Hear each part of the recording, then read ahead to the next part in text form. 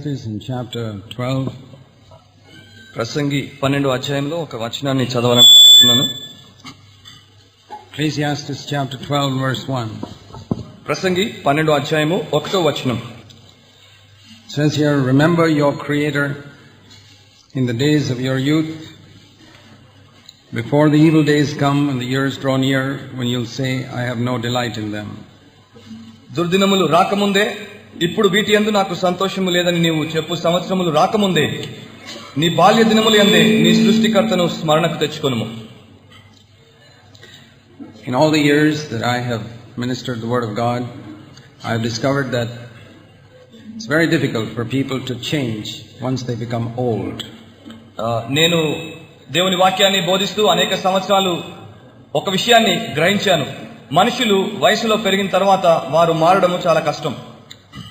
When people are converted after they get married, they have many problems.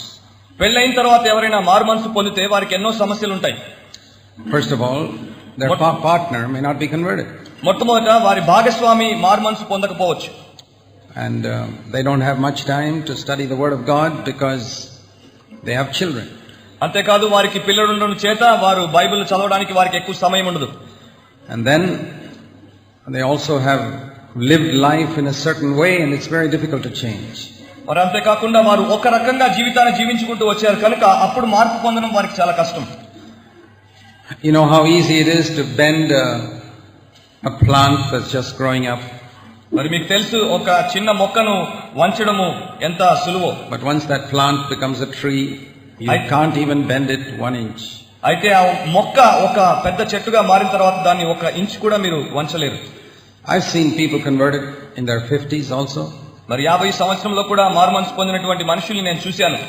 But I found that people who are converted in their 40s and 50s, they almost change, their change is very, very little.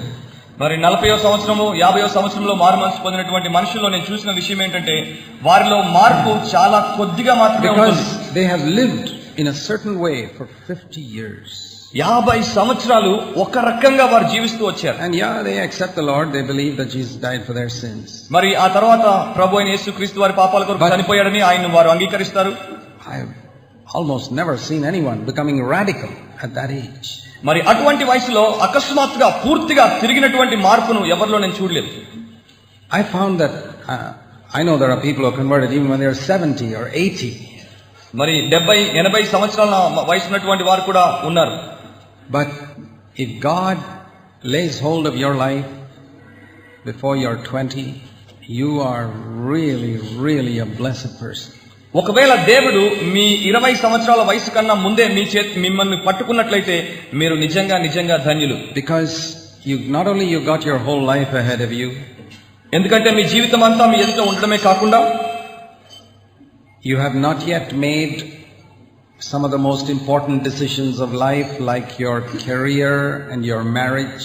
మరి మీ జీవితంలో ప్రాముఖ్యమైనటువంటి కొన్ని తీర్మానాలు, మరి మీ ఉద్యోగము, మీ వివాహము, అటువంటి తీర్మానాలు మీరు చేయలేదు అప్పటికి. And when you're single, unmarried, you have a lot of time to study the Bible. మీరు ఒంటరిగా ఇంకా అవివాహితులుగా ఉన్నప్పుడు బైబిల్ చదవడానికి మీ వద్ద చాలా సమయం ఉంటుంది. I surrendered my life to Christ when I was 19. మరి నేను 19వ సంవత్సరంలో నా జీవితాన్ని క్రీస్తుకు సమర్పించుకున్నాను. If I was converted 10 years later, ఒకవేళ I don't think I would have had the ministry I have today. ఒకవేళ నేను ఇంకా 10 సంవత్సరాల తర్వాత మారుమనసు పొంది ఉండింటే ఈనాడు నాకున్నటువంటి పరిచర్యను నేను కలిగి ఉండేవాడిని కాదు. Just 10 years would have made a lot of difference. కేవలం 10 సంవత్సరాలు చాలా పెద్ద వ్యత్యాసాన్ని కలుగజేసేవి. Because almost all the knowledge of the scripture that I have today, I acquired before I was 30 years old. మరి ఈ రోజున నాకున్నటువంటి వాక్య జ్ఞానం అంతా కూడా దాదాపు నేను 30వ సంవత్సరంలోనికి అడుగు పెట్టక మునిపే పొందినటువంటిది. And generally speaking, it is true that those who do not seriously study the Bible by the time they are 30, they never study the Bible seriously. మరి సాధారణంగా ఒక విషయాన్ని మనం చెప్పొచ్చు, అదేంటంటే ఎవరైతే 30 సంవత్సరాల కన్నా ముందు బైబిల్ని తీవ్రంగా చదవరో అటువంటి వారు తమ జీవిత కాలంలో మరెప్పుడు కూడా దాన్ని తీవ్రంగా చదవరు. I mean, there are a lot of older people here. You know, from what I'm saying is true. మరి ఇక్కడ మన మధ్యలో చాలా మంది వృద్ధులు ఉన్నారు. మరి నేను చెప్పేటువంటి విషయం సత్యమని మీరు నాతో ఒప్పుకుంటారు. How many of you can honestly say that after the age of 30 you spend a lot of time seriously studying the scriptures? మరి మీలో ఎంతమంది చెప్పగలరు 30 సంవత్సరాల వయసు దాటిన తర్వాత ఉన్నటువంటి వారు వాక్యాన్ని తీవ్రంగా చదవగలరని? Yeah, you read it every day. I know that. నాకు తెలుసు మీరు ప్రతిరోజు దాన్ని చదువుతూ ఉంటారు. But serious study of the scriptures, almost nobody does after the age of 30. కానీ 30 సంవత్సరాలు గడిచిపోయిన తర్వాత వాక్యమును తీవ్రంగా చదివేటువంటి వారు చాలా కొద్ది మంది. If you have not done it before that, I can almost guarantee you'll never do it the rest of your life. దానికన్నా ముందు ఒకవేళ మీరు చేయకపోతే నేను మీకు ఖచ్చితంగా గ్యారంటీగా చెప్పగలిగే విషయం ఏంటంటే మీ జీవిత కాలంలో మరెప్పుడు దాన్ని చేయరు. Because when you have a family, you have a job, you have so many things to do, you just don't have the time.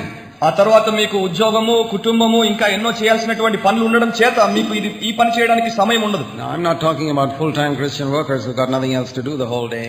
మరి నేను పూర్ణ సేవకులు దినమంతా క్రీస్తు కొరకు పనిచేసేటువంటి వారి గురించి మాట్లాడటం లేదు. I'm talking about people who are earning a living working. మరి కష్టపడి పనిచేసి ఉద్యోగం చేసి సంపాదించుకునేటువంటి మనుషుల గురించి మాట్లాడుతున్నాను. Which is what 99% of Christians are doing. మరి క్రైస్తవుల్లో 99% మంది ఆ పనిని చేస్తున్నారు. And even among full-time workers, I find very few seriously study the Bible when they grow older. మరి పూర్ణ సేవకుల మధ్యలో కూడా వృద్ధులైనటువంటి వారిలో చాలా కొద్ది మంది మాత్రమే బైబిల్ని తీవ్రంగా చదివే వారిని నేను చూస్తున్నాను. It's the same with many other habits in life.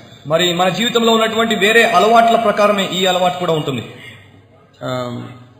You see, whether it's playing the piano or athletics or everything, by the time you're 30, I mean, it's too late to learn these things. మరి అది piano వాయించడమైనా లేకపోతే పరుగు పందాల్లో పాల్గొనడమైనా 30 సంవత్సరాలు దాటిపోయిన తర్వాత దాంట్లో మీరు కుంటు పడిపోతారు. None of the great pianists started learning the piano after they were 30. మరి ఎవరైనా 30 సంవత్సరాల తర్వాత పియానో నేర్చుకున్నటువంటి గొప్ప పియానిస్ట్ ఉన్నారా? There are no great athletes in the world who started running after they were 30. మరి ప్రపంచంలో ఎవరు కూడా పరుగు పందెగాళ్ళు 30 సంవత్సరాల తర్వాత పరుగు పందెంలో పాల్గొన్నటువంటి వారు లేరు. You don't realize what a tremendous privilege it is to be able to start when you're young on anything. మరి ఏ విషయంలోనైనా మీరు యవ్వనంలో ఉన్నప్పుడే ఆరంభించడము అది ఎంత గొప్ప ఆధిక్యతో మీరు తెలుసుకోవాలి. If you can develop disciplined habits when you're young, మీరు యవనస్తులుగా ఉన్నప్పుడే క్రమశిక్షణతో కూడినటువంటి అలవాట్లను అలవర్చుకుంటే they will stay with you throughout your life. మీ జీవిత కాలం అంతా అవి మీతో ఉంటాయి. I find a lot of young people today are very indisciplined. మరి దినాన్న చాలా మంది అస్సలు పట్టింపులేనటువంటి వారు యవనస్తులు ఎంతో మందిని నేను చూస్తున్నాను. And I'm afraid for them because when they grow older it's going to be much worse. మరి వారి గురించి నాకు అప్పుడప్పుడు భయం వేస్తుంది. ఎందుకంటే వారు వృద్ధులైనప్పుడు వారి విషయంలో ఇంకా ఘోర స్థితి కలగబోతోంది. From the age of 15 to the age of 26 I was in the military. 15వ సంవత్సరం నుండి 26వ సంవత్సరం వరకు నేను మిలిటరీలో పనిచేశాను. I was made to be disciplined whether I liked it or not all those years. మరి ఆ సంవత్సరాలన్నీ కూడా నాకు ఇష్టమున్నా లేకపోయినా క్రమశిక్షణ నాకు నేర్పించబడింది. Today 35 years later I find those values still stay with me. మరి ఈనాడు 35 సంవత్సరాలు గడిచిపోయిన తర్వాత అప్పుడు నేర్చుకున్నటువంటి ఆ విలువలన్నీ కూడా ఇప్పుడు నాతో ఉన్నాయి. That's just an example from the world. మరి లోకం నుండి అది కేవలం ఒక ఉదాహరణ మాత్రమే. Just to say that those values that you acquire between the ages of 15 and 25 stay with you almost for life.